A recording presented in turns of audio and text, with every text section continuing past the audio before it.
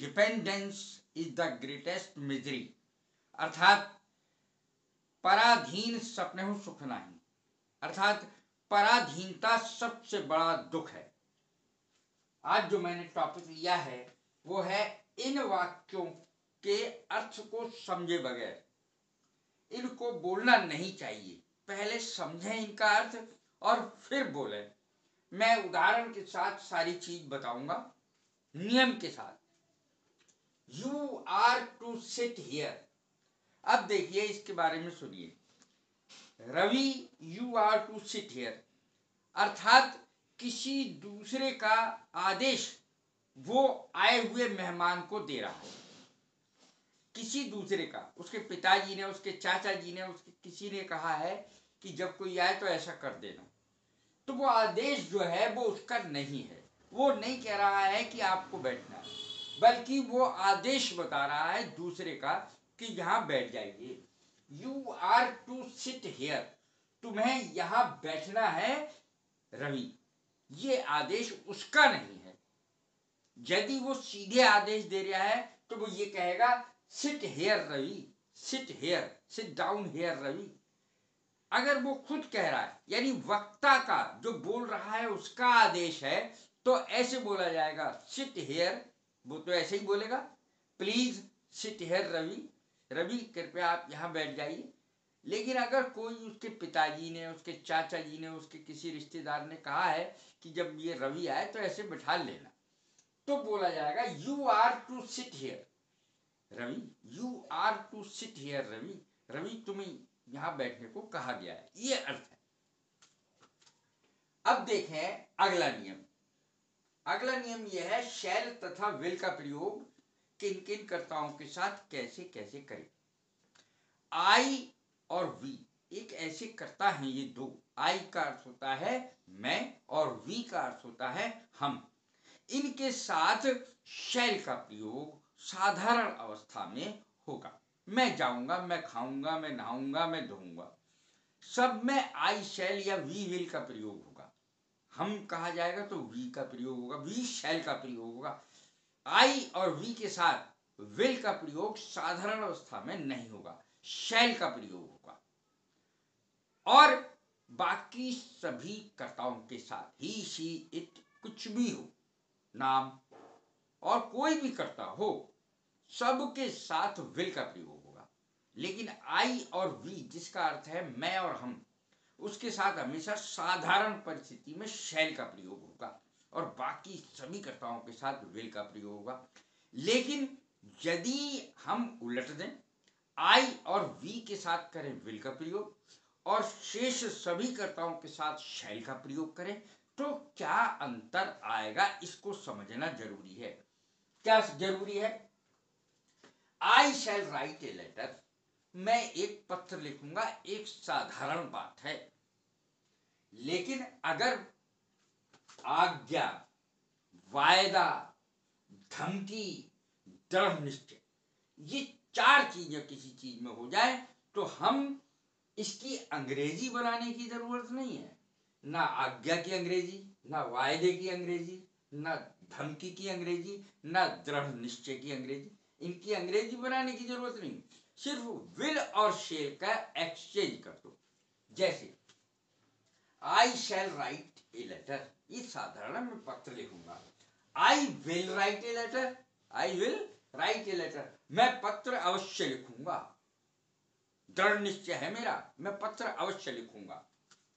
अब देखें you will write a letter, you will write a letter, same ले लिया है मैंने, you will write a letter, इसका अर्थ है तुम पत्र लिखोगे, साधारण बात है, विल आता ही है।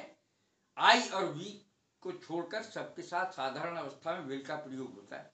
यदि विल इसके साथ शैल का प्रयोग हो जाए विल की जगह यू के साथ, तब क्या होगा? You will write a letter, तुम एक पत्र लिखोगे, साधारण सी बात है। You shall write a letter, तुम पत्र लिखोगे, ये तुम्हारा वायदा है या तो, और या दृढ़ निश्चय, आज्ञा, वायदा, धमकी, दृढ़ निश्चय, इन सब को अगर हमें दिखाना है तो हम इसकी अंग्रेजी नहीं बनाएंगे, बल्कि विल और शैल ऐसे बदल देंगे। आई के साथ विल हो जाएगा, यू के साथ शैल हो जाएगा, उलट जाएगा। You shall write a letter, तुम एक पत्र लिखोगे, या तो इसको धमकी समझ लो या तो वायदा समझ लो, कुछ भी समझ लो, लेकिन आज्ञा, वायदा, धमकी और दृढ़ निश्चय के लिए ये एक्सचेंज हो जाता है।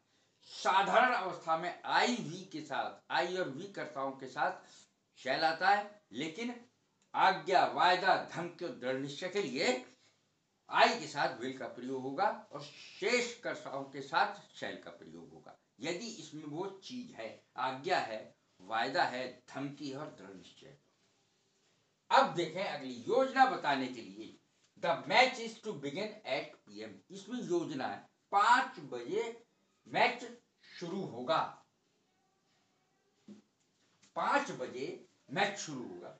तो ये योजना है कि भाई 5 बजे मैच शुरू कर दिया जाएगा, या 5 बजे मैच शुरू होना है। The match is to begin, 5 बजे मैच शुरू होना है, योजना है ये तो वर्तमान की या भविष्य की योजना हो गई। अब देखें पास्ट की योजना, भूतकाल की योजना के लिए कैसे सेंटेंस बनेंगे, 2 तरीके से बनेंगे। पास्ट की योजना बनाने के लिए he was to leave yesterday, उसे कल जाना था। he was लगेगा पहले वाले में, क्योंकि वर्तमान का है इसलिए उसमें लगेगा इस, लेकिन इसमें पास्ट है तो पास्ट की योजना, he was to leave yesterday, उसे कल जाना था, उसे कल बीते हुए कल जाना था। अब पता नहीं कि वो गया है कि नहीं, पता नहीं कि वो गया है कि नहीं, तो सेंटेंस बनेगा he was to leave yesterday, लेकिन पता नहीं कि वो गया कि नहीं, उसे कल जाना जरूर था लेकिन ये नहीं पता वो गया है कि नहीं। इस प्रकार के सेंटेंसेस को समझे बगैर इसकी अंग्रेजी नहीं बनाते। he was to leave yesterday, उसे कल जाना था लेकिन पता नहीं कि वो गया कि नहीं गया। अब देखें दूसरी तरीके से, तो पहला तरीका हो गया। अब दूसरा तरीका क्या है, जब पास्ट की योजना पूरी ना हुई हो, ये पता है आपको नहीं हुई हो, तब क्या सेंटेंस बनेगा, he was to have left, इस तरीके से सेंटेंस बनेगा, he was to have left। जब आपको ये पता है कि वो गया ही नहीं, पक्की पता है, उसमें तो थोड़ा सा या वाली बात थी, गया कि नहीं पता नहीं, लेकिन इसमें तो आपको पता है कि वो गया ही नहीं, तब अंग्रेजी बनेगी he was to have left, he was to have left। तो लेफ्ट जो है लीव की सेकंड फॉर्म है, थर्ड फॉर्म है, second third, he was to have left, उसे कल जाना था पर वह जा नहीं पाया, तो ऐसे बनेगा he was to have left, यानी वो जा नहीं पाया है, आपकी जानकारी में है ये बात कि वो नहीं गया कल। अब देखें इज, एम, आर, वाज, वर और इन्फिनेटिव, इसका प्रयोग कैसे हो। जब वाक्य में होने वाली है कोई चीज, वाला शब्द लगा हुआ है, मैं जाने वाला हूं, मैं खाने वाला हूं, मैं नहाने वाला हूं, मैं धोने वाला हूं, मैं पढ़ने वाला हूं, मैं खेलने वाला हूं, इस प्रकार के जो सेंटेंस बनते हैं वो सब अबाउट लगा करके बनते हैं। He is about to jump, वह कूदने वाला है, वह कूदने वाला है। He is about to jump, वह कूदने वाला है। अगर आप देख रहे हैं अरे वो तो बिल्कुल छलांग लगाने को ही तैयार है, कूदने ही वाला है बिल्कुल, यानी बिल्कुल कूदने वाला है, मतलब एक सेकंड भी नहीं रहा, तो आप कहेंगे he is just about to jump, he is just शब्द का प्रयोग होगा, he is just about to jump. और यदि इसी को पास्ट में बोलना है तो इसकी जगह वाज लगा देंगे, he was about to jump, वह कूदने वाला था। He was just about to jump, वह बिल्कुल कूदने ही वाला था, एकदम कूदने ही वाला था। He is just about to jump, बिल्कुल एकदम कूदने ही वाला है। तो इस प्रकार से इसके हम सेंटेंस बनाते हैं।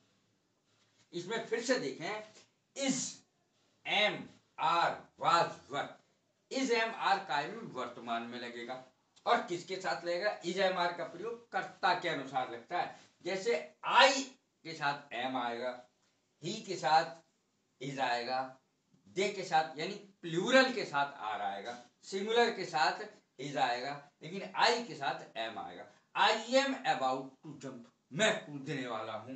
आई am just about to jump, मैं बिल्कुल कूदने वाला हूं, एकदम कूदने वाला हूं। तो इस प्रकार के जो ये सेंटेंस है ये तब तक नहीं बनाए जाने चाहिए जब तक इसका आशय आपको पता ना हो। इन वाक्यों का अर्थ समझे बगैर इन वाक्यों की अंग्रेजी नहीं बनाते हैं। तो ये मेरी वीडियो आपको कैसी लगी बताएं, लाइक करें, शेयर करें, सब्सक्राइब करें। God bless you. Thank you very